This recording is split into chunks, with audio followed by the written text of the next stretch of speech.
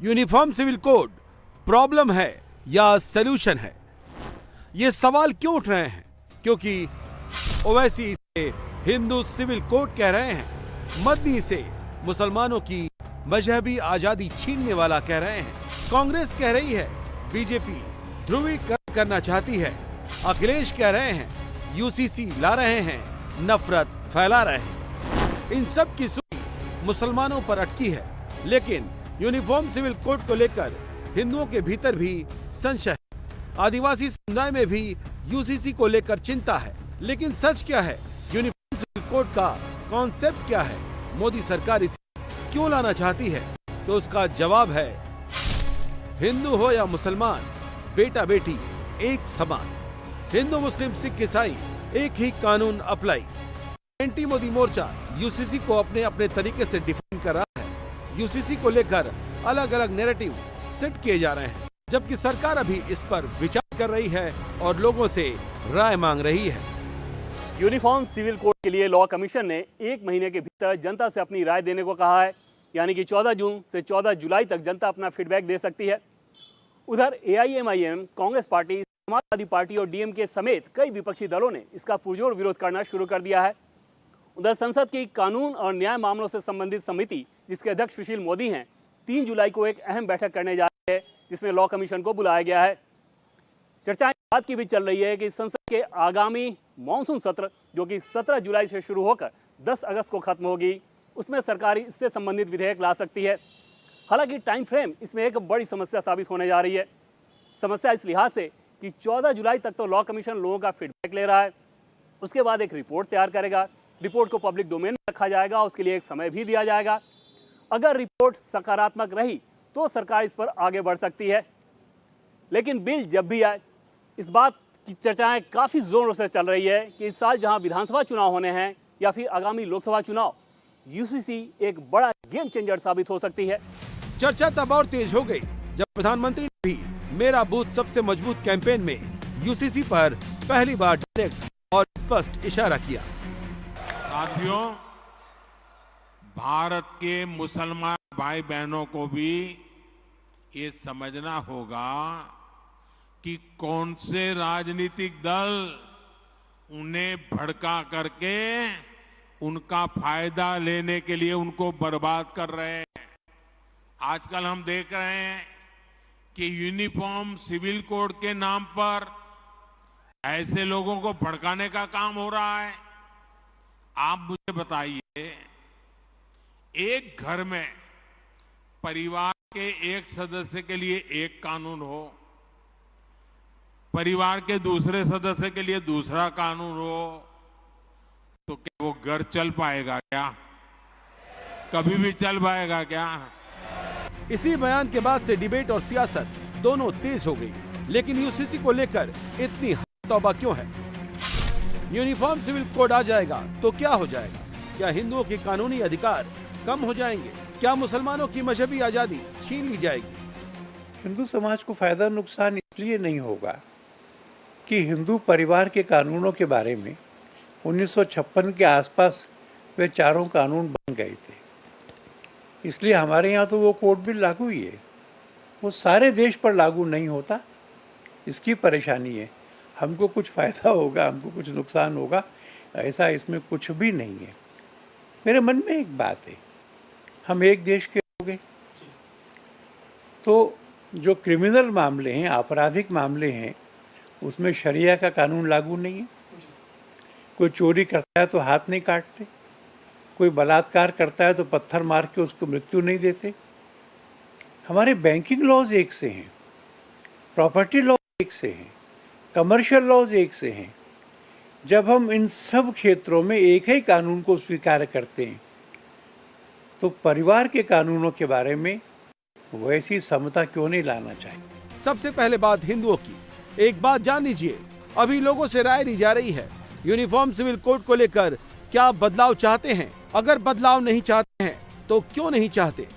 सरकार लोगों की राय और विशेषज्ञों की सलाह के बाद ही कानून को अमली जामा पहनाएगी। हिंदुओं को भी कुछ मुद्दों पर फिक्र है, जिसमें क्या यूसीसी से हिंदू अनडिवाइडेड फैमिली एक्ट खत्म हो जाएगा? दूसरे धर्मों में शादी करने वाले स्पेशल मैरिज एक्ट का क्या होगा? क्या आदिवासियों में एक साथ एक से ज्यादा बीवी रखने वाली प्रथा खत्म हो जाएगी? क्या दक्षिण भारत के हिंदू परिवारों में रिश्तेदारों के बीच होने वाली शादियां नहीं हो पाएंगी? ये वो सवाल हैं जिसको लेकर हिंदुओं में संशय है। हिंदू अनडिवाइडेड फैमिली एक्ट को लेकर चिंताएं हैं। हिंदू अनडिवाइडेड फैमिली एक्ट, जिसे HUF कहते हैं, ये होता क्या है? दरअसल जब शहरीकरण नहीं हुआ था, तब एक ही परिवार की कई पीढ़ियां एक ही छत, खाना और पूजा सब साझा करती थी। ये संयुक्त परिवार को रिप्रेजेंट करता था और यहाँ रह रहे सदस्य संयुक्त रूप से संपत्ति भी साझा करते थे। ऐसे परिवारों के पास कोई न कोई बिजनेस होता है जिसे उस परिवार के कई सदस्य मिलकर एक यूनिट के रूप में चला रहे होते हैं। इनकम टैक्स एक्ट 1961 के तहत HUF को टैक्स में छूट मिलती है। हिंदू लॉ के तहत हिंदू, सिख, बौद्ध और जैन HUF के दायरे में आते हैं। अब कुछ लोग आशंका जता रहे हैं यूनिफॉर्म सिविल कोड आ जाएगा तो HUF खत्म हो जाएगा। यहाँ समझने वाली बात यह है कि यूनिफॉर्म सिविल कोड का मतलब ही है महिलाओं और बच्चों के अधिकारों को, संविधान के समानता के अधिकार को और भी मजबूती देना, ताकि कानूनी तौर पर कोई भी भेदभाव न रहे। लेकिन सरकार हिंदू के इस मामले को कैसे UCC के अंतर्गत लाती है, ये भी बड़ी चुनौती है। एक सवाल ये भी है कि दूसरे धर्मों में शादी करने वाले कानून स्पेशल मैरिज एक्ट का क्या होगा? दरअसल special marriage act 1954 civil marriage या रजिस्टर्ड मैरिज के लिए बना कानून है। इस एक्ट के तहत किसी भी व्यक्ति को कुछ शर्तों के साथ किसी अन्य धर्म या जाति के व्यक्ति से शादी की इजाजत है। यह एक्ट दो अलग अलग धर्मों और जातियों के लोगों को अपनी शादी को रजिस्टर्ड कराने और मान्यता देने के लिए बनाया गया है। इसमें की गई शादी एक सिविल कॉन्ट्रैक्ट होती है, इसीलिए किसी धार्मिक आयोजन, संस्कार या समारोह करने या औपचारिकता की जरूरत नहीं होती है। आशंका इस बात की है कि क्या UCC आने के बाद स्पेशल मैरिज एक्ट को रिप्लेस कर दिया जाएगा, क्योंकि स्पेशल मैरिज एक्ट और हिंदू मैरिज एक्ट के तहत हिंदू महिला के लिए भी विरासत के नियम अलग अलग हैं। और मुझे एक बात नहीं समझ में आ रही है कि अगर लड़का लड़की की विवाह की आयु क्या होनी चाहिए। अगर हिंदू मुसलमान सबों के लिए अगर एक आयु निर्धारित होती है तो इसमें किसी को आपत्ति क्यों होनी चाहिए? आज के समय में हिंदू लड़कियों के लिए 18 साल उम्र है और मुस्लिम लड़कियों के लिए 18 से कम उम्र में भी विवाह हो सकता है। तो विवाह की कोई एक उम्र हो, एक पति जो है बहुपत्नी नहीं हो, एक पत्नी यानी एक व्यक्ति एक विवाह करे। अगर इस प्रकार का कोई कानून बनता तो इसमें क्यों किसी को आपत्ति होनी चाहिए? तलाक के बारे में समान कानून बनना चाहिए, मेंटेनेंस के बारे में बनना चाहिए। तो ये तो ऐसे मुद्दे जिसमें कोई विवाद ही नहीं है।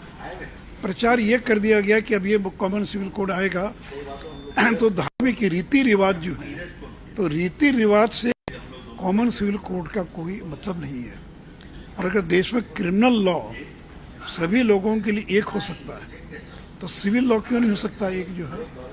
इसी तरह आदिवासियों में भी एक से ज्यादा बीवी रखने की परंपरा है, जिसको लेकर भी सवाल है।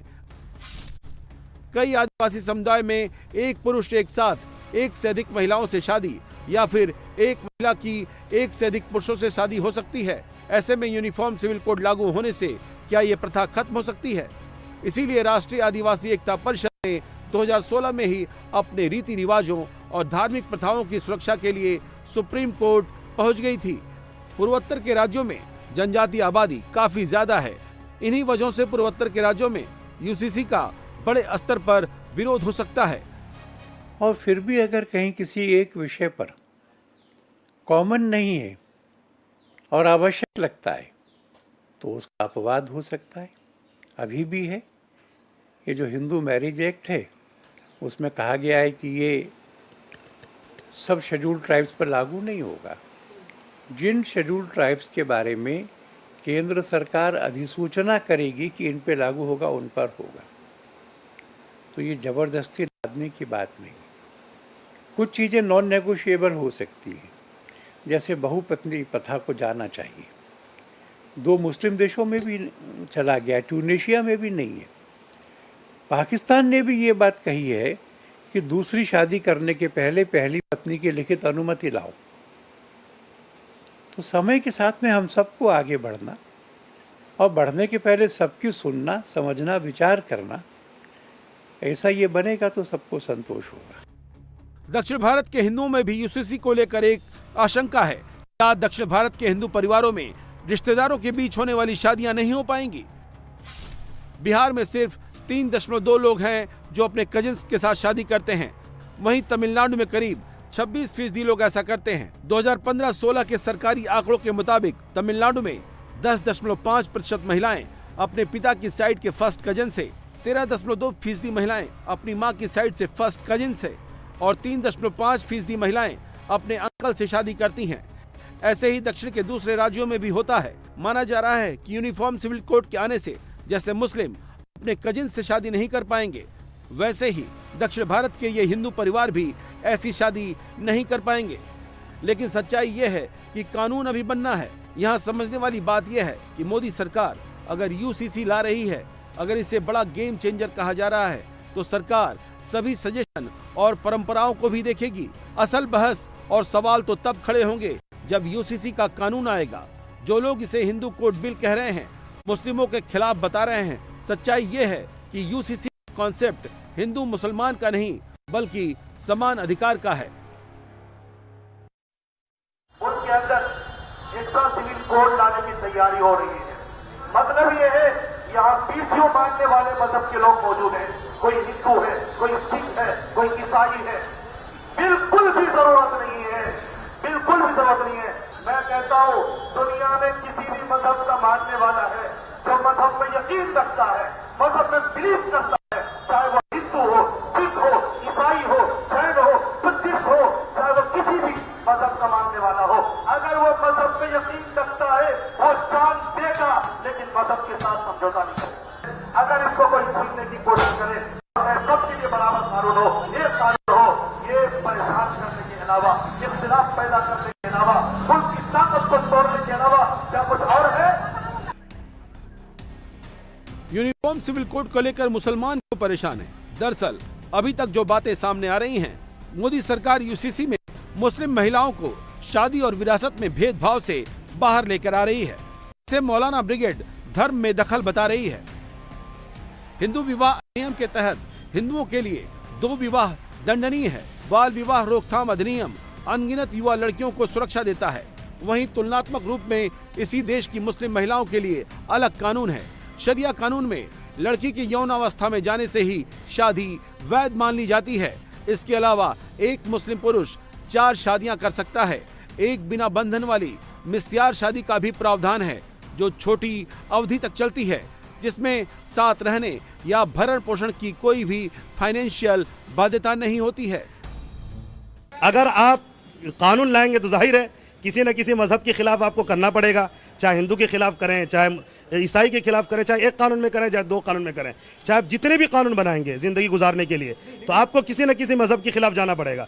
और जब भी मजहब के खिलाफ जाएंगे, जो भी मजहब में यकीन रखता है, मजहब में बिलीव करता है, वो कभी भी आपकी बात को नहीं मानेगा और वो रोड पर आएंगे, सड़कों पर। आप सीधा ये कहिए कि हम इस्लाम के खिलाफ ला रहे हैं, इस्लाम में औरतों के साथ जुल्म हो रहा है, ये कहिए, तो हम ये कहते हैं भाई, अगर वाकईतन इस्लाम में औरतों के बारे में फिक्र है, बहुत सारे बेवा हैं, मुतल्लका हैं, उनकी फिक्र करें आप। ये तलाक कैसे दी जाएंगी, निकाह कैसे होगा, जाहिर है ये मजहब में मुतय्यन है, सबके लिए मौजूद है। विरासत और उत्तराधिकार में भी हिंदू मुस्लिमों के अधिकार अलग अलग हैं। 1956 के हिंदू उत्तराधिकार अधिनियम में पैतृक संपत्तियों में बेटियों को समान अधिकार मिलता है। एक विवाहित महिला का निजी संपत्ति पर पूरा अधिकार होता है। वो अपनी इच्छा अनुसार उसे बेच या गिफ्ट दे सकती है। वहीं मुस्लिम महिलाओं को भेदभाव का सामना करना पड़ता है। मुस्लिम पर्सनल लॉ में यदि किसी शख्स का इंतकाल हो जाता है तो उसकी पत्नी और बेटियों को उत्तराधिकार नहीं मिलता। घर के पुरुषों की दया पर निर्भर होती हैं, जिनका विरासत में हिस्सा होता है। ये वो बातें हैं जिसे सरकार समानता के अधिकार जो संविधान में मिला हुआ है उसके अंदर लाना चाहती है। अभी तक इन मुद्दों पर डिबेट हो रही है। लॉ कमीशन को सजेशन दिए जा रहे हैं, जिसके बाद राय लेकर सरकार इस पर कानून बनाएगी। लेकिन जिस तरह से यूसीसी का धर्म देखकर सियासत हो रही है, उससे ये बात तो साफ दिख रही है कि आने वाले चुनाव में यूनिफॉर्म सिविल कोड एक बड़ा मुद्दा होगा। इंडिया टीवी हर वक्त हर जगह डाउनलोड करने के लिए सर्च करें India TV news Google play store या ऐप स्टोर पर।